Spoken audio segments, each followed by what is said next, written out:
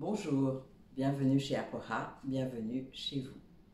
Cette courte vidéo aujourd'hui pour vous parler d'un sujet que nous, Africains, ne traitons pas habituellement. C'est pour vous parler d'écologie. En effet, nous savons tous que la température sur la planète augmente, comme dans une marmite sur le feu.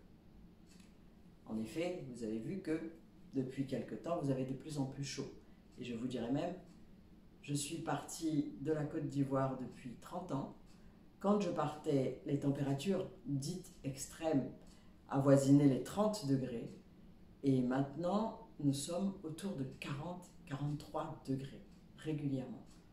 Donc, on n'a pas besoin d'être grand clair pour savoir que la température a nettement augmenté. Ça n'a pas augmenté seulement en Côte d'Ivoire, ça a augmenté sur toute la planète. C'est là où c'est grave. Le réchauffement climatique est là.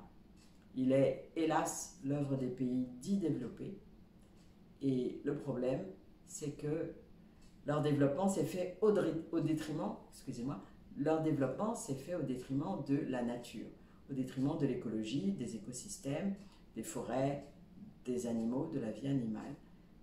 Et un autre souci, c'est que l'addition, elle est présentée à toute la planète. Que vous soyez coupable, peu coupable ou très coupable. Tout le monde est en danger, clairement. Les scientifiques disent que s'il y a des augmentations de température de 2 degrés sur toute la planète, bien sûr, aux alentours de 2 degrés, 1,5, ça commence à être dangereux, 2 degrés, là c'est dangereux, 3 degrés, bon, chacun attrape sa tête comme on dit chez nous. On ne sait pas ce que ça va donner, ce que ça va engendrer. Donc là, une des solutions pour lutter autant que faire se peut contre le réchauffement climatique, c'est entre autres la création d'espaces verts, la création d'espaces de forêt, de lieux où la vie déjà est présente, mais en plus où on a un rafraîchissement possible. Parce que quand on arrive à une température de 40 degrés, avec un taux d'humidité autour de 50-60%, la vie humaine est clairement en danger. Il y a des personnes qui meurent directement de chaleur. Ce n'est pas basse, ce n'est pas le voisin qui l'a empoisonné, c'est la température uniquement.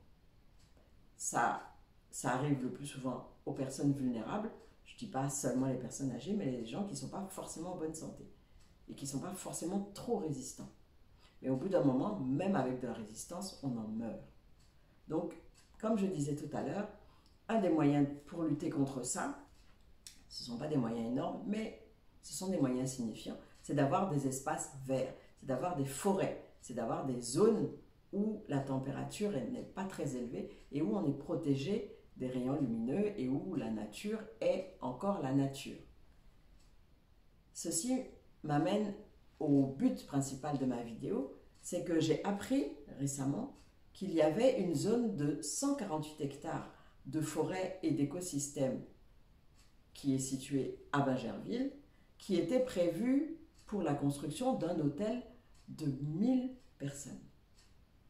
Je me suis dit, waouh, quelle idée saugrenue, d'autant plus que 1000 personnes, grand hôtel, destruction de 148 hectares de forêt, de 148 hectares de nature, qui est un des poumons verts d'Abidjan. Pour y penser, il faut être fort. Parce que tout le monde sera touché par ce réchauffement climatique. Que vous soyez riche, que vous soyez pauvre, que vous soyez laid, que vous soyez beau, tout le monde est en danger clairement par ce réchauffement climatique. Donc, c'est un peu terrible de penser à détruire juste une des solutions que nous avons. Nous n'en avons pas beaucoup sur Abidjan. On a la forêt du Banco qui a elle aussi été rétrécie au fil des années. On a de ci, de là quelques espaces verts, quelques forêts qui sont difficilement préservées. Il fait chaud, il fait très chaud dans Abidjan. Comment pensez-vous que des touristes seraient assez fous pour prendre l'avion et venir se mettre en danger de mort? Vous allez me dire, oui, il y a la climatisation. Il y a la climatisation, c'est bien, sauf que la climatisation, elle accroît le réchauffement climatique. Voilà. Donc, ces gens vont venir se climatiser. Ils vont passer d'un aéroport climatisé à une voiture climatisée, à un hôtel climatisé. Ils ne vont jamais sortir. Ils vont rester derrière les vitrines pour regarder Abidjan. Non. Donc, clairement, c'est quelque chose qui n'est pas viable. Et quelque chose qui n'est pas viable pour la population d'Abidjan, mais pas seulement. Parce que le réchauffement climatique, comme je le disais au début, ça touche toute la planète. Donc, si on peut éviter de toucher à cette forêt-là, ce serait parfait. Parce que il existe à Abidjan une multitude, pour ne pas dire une foultitude d'hôtels.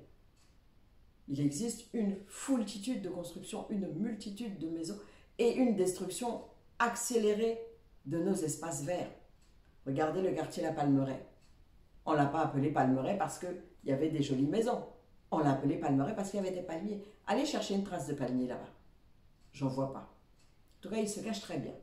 Donc, tout ceci a accéléré le réchauffement dans Abidjan, mais pas seulement. La qualité de vie, il y a beaucoup de choses que ça a accéléré. Donc, je ne suis pas contre le développement, c'est très bien un développement, mais il faut, là, à cette heure-ci, avoir en tête tout le temps un développement en protégeant la nature, en préservant la nature. Parce que le jour où la nature va nous dire stop, aucun être humain, aucune merveilleuse invention de l'être humain ne permettra de résister à ça. Vous avez déjà vu une construction humaine résister à un ouragan ou à un tsunami ou à un tremblement de terre ou des volcans? Enfin, soyons sérieux, devant la nature, nous ne sommes rien. Alors, respectons-la, s'il vous plaît. Et pour quelle raison rester tous sur Abidjan? Quand je dis tous, je veux dire la majeure partie. Tout le monde veut construire Abidjan, tout le monde veut faire Abidjan. La Côte d'Ivoire ne se résume pas à Abidjan. Je suis désolée, la Côte d'Ivoire est un merveilleux et beau pays et grand pays. Si je me souviens bien, c'est 322 000 km² au minimum. Je laisse les virgules. Donc, sur 322 000 km², je pense que juste en s'éloignant d'Abidjan, ne serait-ce qu'en allant vers la capitale, qui est Yamoussoukro, et non pas Abidjan, ce serait bien d'avoir le développement qui monte, qui monte, qui monte. Je serais tellement heureuse que toute la Côte d'Ivoire soit développée, et je ne serais pas la seule, tous les Ivoiriens seraient heureux. Aller à l'hôtel, un hôtel de 1000 places, dans une zone où on n'a pas détruit de forêt, ou au contraire même, en allant là-bas, avec l'hôtel, on ramène des points de fraîcheur, de la verdure. Il n'y a pas de souci. La Côte d'Ivoire est grande. Ne restez pas tous à Abidjan. Ne faites pas vos projets tous que pour Abidjan. Abidjan, c'est tout petit dans la Côte d'Ivoire. Éloignez-vous, développez aussi d'autres pôles d'attraction, d'autres pôles d'attractivité. Vous voulez que je vous cite des noms? Vous connaissez autant que moi. Vous avez plein de zones. Vous avez Bouaké, vous avez Yamoussoukro, vous avez Séguéla, vous avez Katiola, vous avez Korogo. C'est juste immense. On a un très grand pays. Merci d'avoir pensé à notre pays pour ce grand complexe hôtelier. Seulement, j'aimerais que vous rectifiez votre copie et que vous alliez le faire ailleurs, dans une zone où vous ne détruirez pas 148 hectares d'espace vert, de forêt, de poumons pour le pays. Parce que sans poumons, personne ne peut vivre, pas même un pays. Ce n'est pas une vidéo très drôle, c'est une vidéo de conscientisation. Et donc, voilà, je vous ai parlé. J'aimerais bien que tous les influenceurs ou tous ceux qui font des vidéos pour éduquer les gens, pour permettre que l'Africain se réveille et permettre que l'Afrique, enfin, déploie ses ailes et se lève, que tous ces constructeurs, tous ces architectes du réveil africain pensent aussi à mettre un petit peu d'écologie dans leurs vidéos. Je ne critique personne, je trouve que c'est juste génial que l'Afrique se réveille. Mais seulement, on a un contingent qui devient, hélas, très présent. C'est le réchauffement climatique. Donc, voilà. Je vous ai passé mon message. Je vous souhaite quand même une bonne journée, même si vous avez très chaud. Ça vous fera penser à ma vidéo. Et surtout, merci de préserver les espaces verts et les poumons verts de la Côte d'Ivoire. Bonne journée à vous. Au revoir.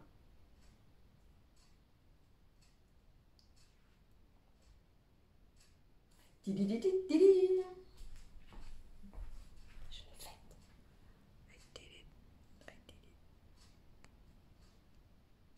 Faut t'arrêter. L'été, oh, oui.